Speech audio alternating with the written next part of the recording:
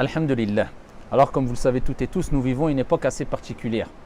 C'est l'époque ou l'ère du net, des réseaux sociaux. Alors tout va très vite à travers les réseaux sociaux aujourd'hui.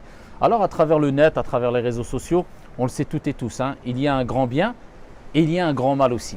Alors le grand bien, parmi les choses bonnes qu'il y a dans ces réseaux sociaux, dans cette ère du net si on veut entre guillemets, eh bien c'est le fait d'avoir beaucoup d'informations assez facilement, c'est le fait d'échanger assez facilement avec nos proches ou avec des personnes un peu partout dans le monde, c'est la facilité dans le commerce, etc. Et il y a un mal. Et parmi les choses mauvaises qu'on retrouve dans les réseaux sociaux et dans le net aujourd'hui malheureusement, eh bien c'est que les gens n'arrivent plus dû à l'accumul d'informations qui n'est pas filtré, qui n'est pas quelquefois contrôlé et tout le monde peut transmettre ce qu'il veut, quand il veut à travers les réseaux sociaux, eh bien ça déconnecte quelque part beaucoup de personnes de la réalité et de la vie. Quelque part, ils ne gardent plus les pieds sur terre et ils n'ont plus le temps aussi de faire une coupure afin de prendre un bon bol d'air frais, de faire une coupure avec toutes ces informations, l'accumul d'informations, et ils rentrent dans ce qu'on appelle, nous on appelle cela en tant que croyants, al-wasawis. C'est des insufflations qui peuvent venir aussi de shayatin, du diable. Ici, c'est des chuchotements qui perturbent la personne à tel point que la personne est toujours sur la défensive, pense toujours du mal des gens et pense toujours qu'on est en train de vouloir son mal. Et il ne garde plus les pieds sur terre et certaines personnes rentrent même dans la dépression. Donc il n'arrive plus à garder les pieds sur terre. Et des personnes à travers les réseaux sociaux, à cause de ces instigations sataniques, si on peut appeler ça comme ça, ou à cause de cet accumul d'informations, eh bien ils tombent dans toujours le fait que penser que les gens leur veulent du mal à travers des différents complots qui s'inventent.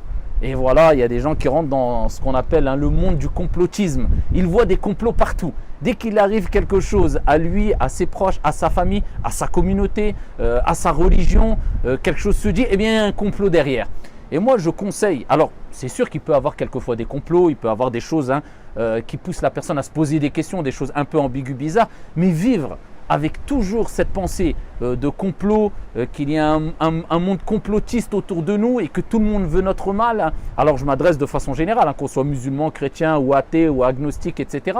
Eh bien, beaucoup de personnes sont touchées par ça. Et moi, je m'adresse particulièrement à la communauté musulmane, du moins à celles et ceux qui m'écoutent. Il faut faire très attention à ça. Il y a des choses bizarres qui poussent la personne, comme j'ai dit précédemment, à se poser des questions. Mais attention, de voir du complot partout. Et dès qu'il y a quelque chose qui est dit à l'encontre de ta personne ou bien de ta religion, eh bien c'est un complot. Si vous restez focalisé sur cela, vous allez rentrer dans le wasawis et vous allez vous renfermer sur vous-même.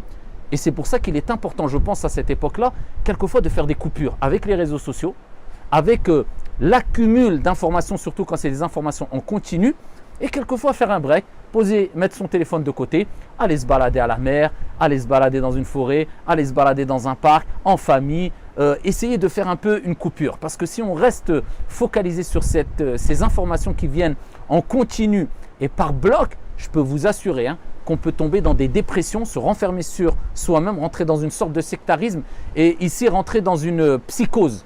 Et beaucoup rentrent dans ça. Des gens qui nous parlent de la fin du monde de jour comme de nuit et des gens qui nous parlent, je parle particulièrement dans la communauté musulmane, du complotisme de jour comme de nuit. Il faut arrêter. Maintenant, dès qu'il y a des choses qui sont claires, il y a des arguments qui prouvent qu'une personne a fait une erreur, parce que c'est un musulman, on va dire que c'est un complot.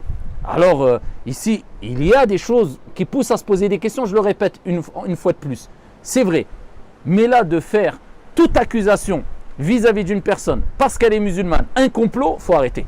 Il y a des choses qui sont claires, il y a des erreurs qui peuvent être commises, eh bien la personne doit en rendre des comptes. Et ce n'est pas parce qu'une personne a fait une erreur qu'automatiquement celui qui l'a condamné, c'est quelqu'un qui l'a condamné dû à un complot et une association de personnes qui veut du mal à une communauté, etc. Gardez un peu les pieds sur terre, barakallahu fina wa fikum. Concentrez-vous dans votre vie et dans la préparation de l'au-delà, en essayant de voir loin dans vos projets pour la vie d'ici-bas, etc. Et en adorant votre Seigneur tabaraka wa ta'ala de manière sereine et sage, perspicace, avec intelligence et clairvoyance, loin de tous ces excès. Wallahu a'lam, walhamdulillah.